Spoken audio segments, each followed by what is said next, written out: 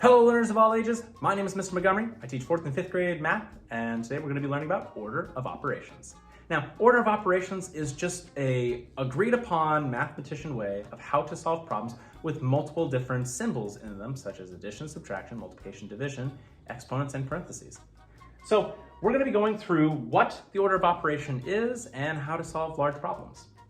So we have a little acronym that we use called PEMDAS. It stands for Please Excuse My Dear Aunt Sally or Sonia or whatever you want to call your dear aunt. That starts with an S. But they stand for something. P stands for parentheses. Whenever we have parentheses, we do all the stuff in the parentheses first. Next, we have exponents. That's that little number that we talked about when we talked about powers. The exponents is the next one. Then the last four are kind of paired with each other. Multiplication and division are paired together. That means whichever one is furthest to the left, that's the one that you do first. Even if division comes first, the one furthest to the left goes first. And same thing with addition and subtraction. The one furthest to the left, you do that operation first. So taking a look at an example that we have here. I have in parentheses 18 plus 4 end parentheses times begin parentheses 10 minus 2 end parentheses. Well, I'm going to look to my chart over here. Order of operations says parentheses first. I'm going to do the stuff in the parentheses first. So here we have 18 plus 4. I don't have any other operations, so 18 plus 4 is 22. And in this parentheses, I have 10 minus 2, which is 8. And what I didn't use, I'm going to bring down, which is my multiplication symbol. So now I have 22 times 8. Okay, 22 times 8. 8 times 2 is 16. Carry the 1. 8 times 2 is 16 plus 1 is 17. I should have an answer of 176. Now sometimes you might have brackets. And brackets are just a fancy way of saying that there's a set of parentheses inside a bracket. So brackets are kind of like the upper tier parentheses. So you need to do what's in the brackets first. Well, if I look inside the bracket, kind of like if I ignore this. If this is my problem without the brackets, what would I do first? I do the parentheses first, right? So I have 49 plus 21. So I'm going to go 49 plus 21. And 9 plus 1 is 10. And 4 plus 2 is 6 plus 1 is 7. So I have 70 right here divided by 7. Okay, well 70 divided by 7 is 10. So I've done everything that I've needed to in the brackets first. Now I can work on bringing down what I haven't used yet. Times 8 minus 13. Now, I don't have any exponents in my problem anymore, but I do have multiplication and division. I do have multiplication. 10 times 8 is 80 minus 13. And I'm back to addition and subtraction. So I have 80 minus 13. I'm gonna have to cross that out, change that to a 7, change this to a 10.